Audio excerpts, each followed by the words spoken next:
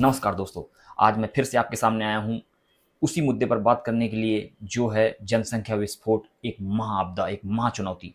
तो जनसंख्या विस्फोट क्यों हो रहा है और वह एक चुनौती क्यों है, चलिए उसी के बारे में डिस्कशन करते हैं। दोस्तों, बच्चे होना ही चाहिए एक नासमझी से भरा निर्णय है।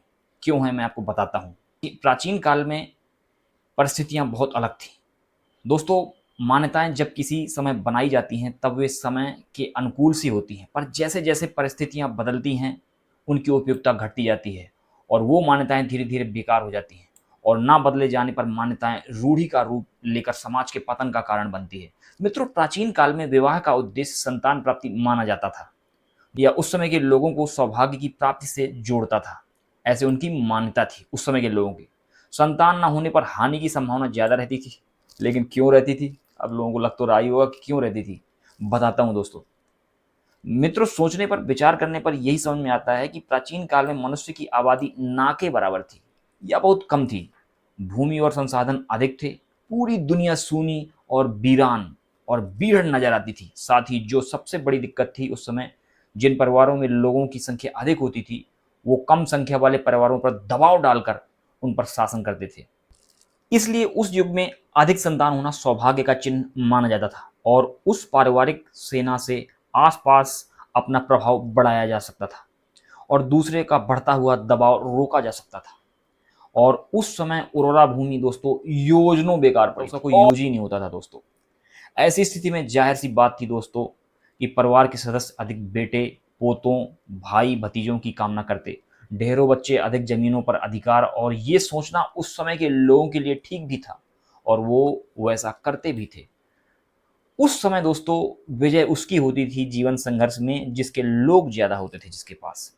इन सभी कारणों से लोग उस समय अधिक संतान की इच्छा करते थे और वही पूर्व काल की मान्यता रूढ़ी बनकर अभी तक चली आ रही है।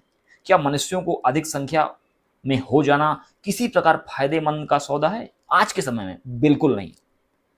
दोस्तों, विवेकशील और बुद्धिमान लोग आज कम संतानों का होना सौभाग्य का चिन्ह मानते हैं और संतानोत्पादन का कई जगह विरोध तक होने लगा है। कारण है बढ़ती हुई विशाल आबादी। इसलिए हर व्यक्ति को बेकार की, झूठी, निरुपयोगी और हानिकारक मान्यता दिमाग से निकाल देनी चाहिए, चाहे वो दुनिया के किसी भी धर्म का व्यक्ति क्यों ना हो। दोस्तों, पहले पॉपुलेशन कम, संसाधन अधिक थी। पहले के ज़माने में क्या था दोस्तों, जनसंख्या जो थी वो कम थी और जो संसाधन, रिसोर्सेज थे, अधिक थे। और आज दोस्तों संसाधन कम है और जनसंख्या अधिक है। और आज पुराने ज़माने की तरह कोई वर्ग संघर्ष भी नहीं है।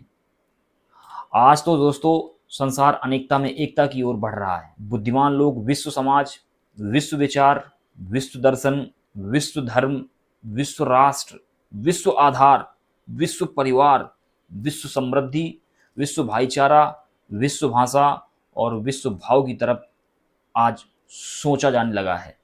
ऐसे प्रगतिशील युग में दोस्तों कबायली जनबल बढ़ाना निरा मूर्खता पूर्ण, बेहुदा, सड़ी गली विचारधारा है जिसको तुरंत छोड़ देनी चाहिए। अधिक जनसंख्या की वजह से दोस्तों लोग भुखमरी की ओर बढ़ रहे हैं। कोई भी खाद्य वस्तु दोस्तों शुद्ध नहीं रही है। 99% सब अशुद्ध है। आज समाज को अधिक संतान संबंधी पुरानी विचारधारा को दोस्तों रोक दिया जाना चाहिए। जितने भी समाज के लोग हैं उनको ये जो विचारधारा है कि अधिक संतान होनी चाहिए, इस विचारधारा को रोक ही देना चाहिए। तो लोगों को कैसी सोच दी जाए दोस्तों? उत्तर है उन्हें स्वस्थ, सृजनात्मक, कल्याणकारी, देश के लिए उपयोगी, सही सोचने के लिए प्रेरित किया जाना चाहिए। और जो इस बात को नहीं मानते उनका घोर विरोध होना चाहिए। आज ऐसे लोगों का विश्व स्थिति पर, या जितने भी लोग हैं आज, ऐसे लोगों को विश्व की स्थिति पर नजर डालनी चाहिए। निश्चय ही उनके दिमाग में यह झूठी धारणा निकल जाएगी। भविष्य में घटित होने वाली महाप्रलय से भी बुरी तांडवकारी स्थिति दोस्तों विश्वविख्यात लंदन के जनसंख्या विशेषज्ञ श्री हरमन वेरी ने पूरी दुनिया को चेतावनी देते हुए लिखा है। आगामी सन 2050 महाप्रलय को लेकर आ रहे हैं। क्यों? बताता हूं। तो लंदन के हरमन वेरी कहते हैं कि बढ़ते बढ़ते दोस्तों 2050 में पूरे विश्व की जनसंख्या दोस्तों 20 अरब हो जाएगी। तब क्या स्थिति होगी, चलिए समझते हैं। तब धरती पर क्या क्या नहीं होगा वो भी देखते हैं दोस्तों। पर्याप्त रूप से दोस्तों भोजन का अभाव हो जाएगा, शुद्ध वायु का अभाव हो जाएगा, पर्याप्त रूप से जो पानी चाहिए पानी नहीं होगा, ना बिजली होगी, जो मकान हैं उनमें सिर्फ खड़े होने भर की दोस्तों जगह रहेगी।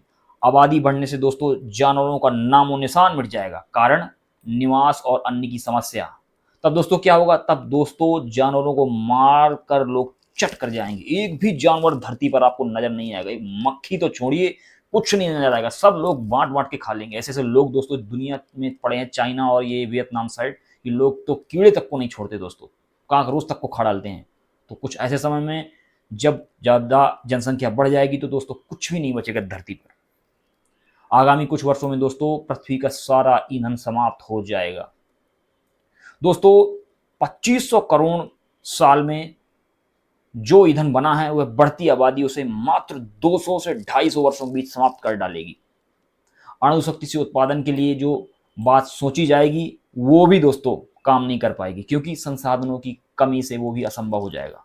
तब दोस्तों लोग एक एक बूंद पानी के लिए तरसेंगे। दोस्तों ईसा से 10,000 साल पहले आबादी केवल 10 लाख थी, पर वहीं बढ़कर आज 8 अरब हो चुकी है 2024 में। इस हिसाब से दोस्तों 2050 में दुनिया की आबादी 20 अरब हो जाएगी। तब प्रति व्यक्ति को केवल चलने फिरने और उठने बैठने के लिए 1 वर्ग मीटर जमीन हिस्से में मिल सकेगी।